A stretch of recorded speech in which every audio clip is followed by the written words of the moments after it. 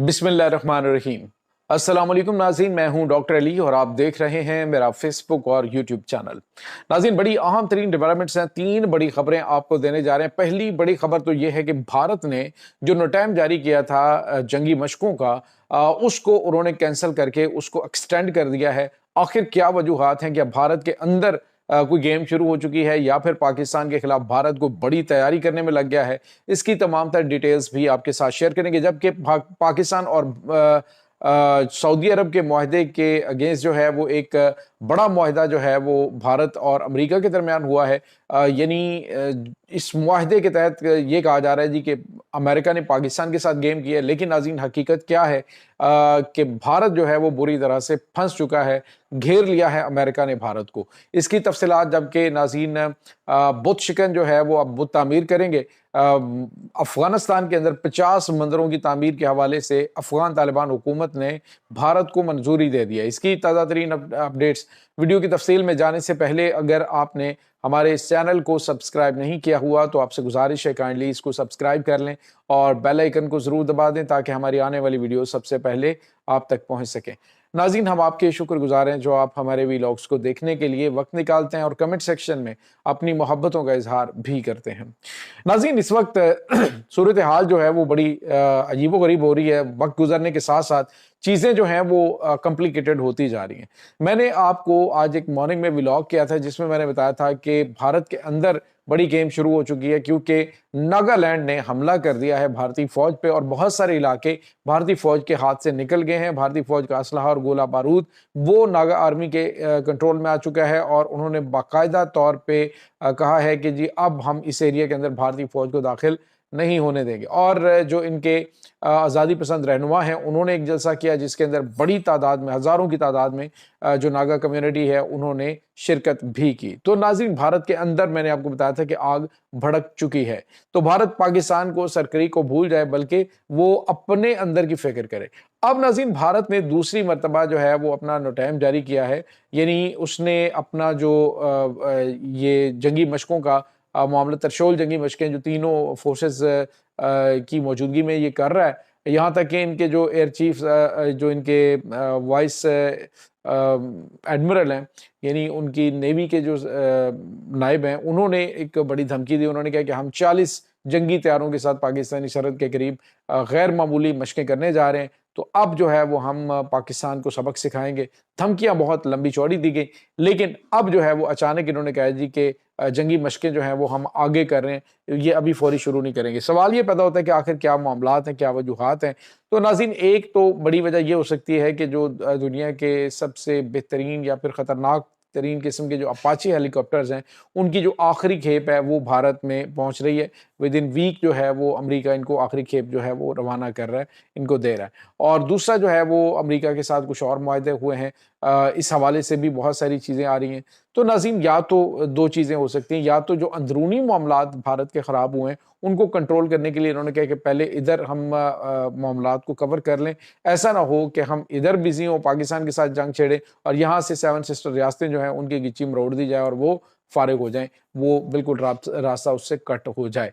तो ये जो है वो भारत को खदशात डेफिनेटली मौजूद हैं, क्योंकि अभी रिसेंटली पाकिस्तानी फ़ौज के जो सबसे बड़ा ओहदा है chairman chief joint of staff committee general Sahir Shamshad Mirza, जो कि तीनों अफवाज के सरबराह होते हैं, उन्होंने अभी रिसेंटली जो सिलीगुड़ी का जो इलाका है चिकन नेक के पास, बिल्कुल ये बांग्लादेश का इलाका, उसको उन्होंने विज़िट किया है, जिस पर भारतीय मीडिया को काफ़ी ज़्यादा मिर्चें लगी हुई हैं और भारत को भी काफ़ी ज़्यादा तहफ़्फ़ुज़ात हैं कि पाकिस्तान जो है वो वहाँ पे क्या करने जा रहा है।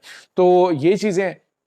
दूसरी जानिब नाज़रीन, आपको ये बताते चलें कि अफ़गानिस्तान के अंदर जो है वो मुमकिना तौर पे जो अभी नया मुआहदा हुआ है, इसके तहत अफ़गानिस्तान ने ताउन करने से इनकार कर दिया हो।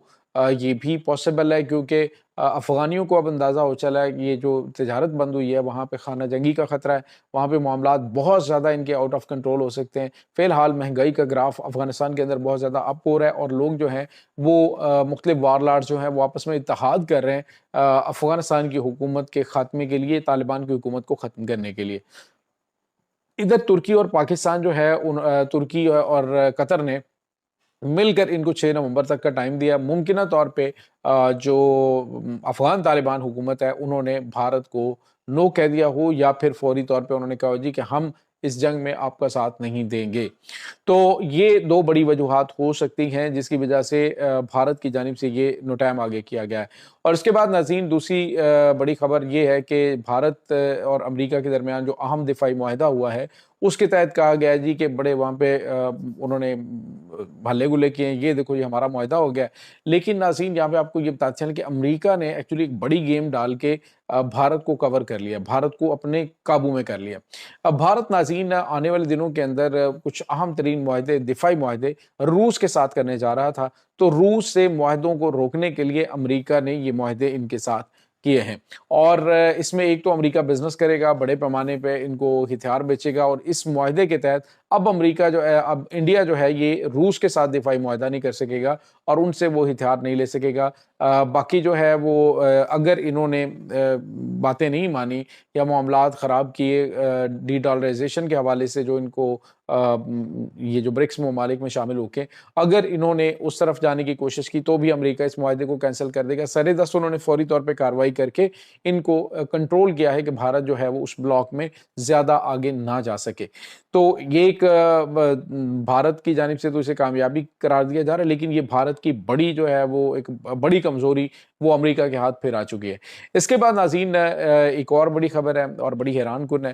नाज़रीन एक तो इंडिया ने जब अमीर मुत्तकी खान इनके वज़ीर ख़ारजा वो भारत के दौरे पे गए तो उन्होंने इनको उन बुतों के सामने यानी बुद्धा का जो मुजस्समा है जिसके सामने बिठा के उसके नीचे बिठा के तो इन्होंने प्रेस कॉन्फ्रेंस उसकी करवाई थी और उसको ना गिराने के हवाले से इंडिया ने इनको काफ़ी ऑफ़र दी थी कि आप ये मुजस्समा ना गिराएँ तो हम जो है वो आपको बड़े पैमाने पे पैसे भी देते हैं इसके, तो इन्होंने नहीं माना था और मुल्ला उमर ने हुक्म दिया था कि इसको गिरा दिया जाए। अब नाज़रीन जो मुल्ला उमर के जानिशीन है, एक तो भारत के अंदर अफ़गानिस्तान के अंदर मौजूद जितने भी मंदिर थे या फिर बुद्धा के मुजस्समे थे वो सारे के सारे गिरा दिए गए थे।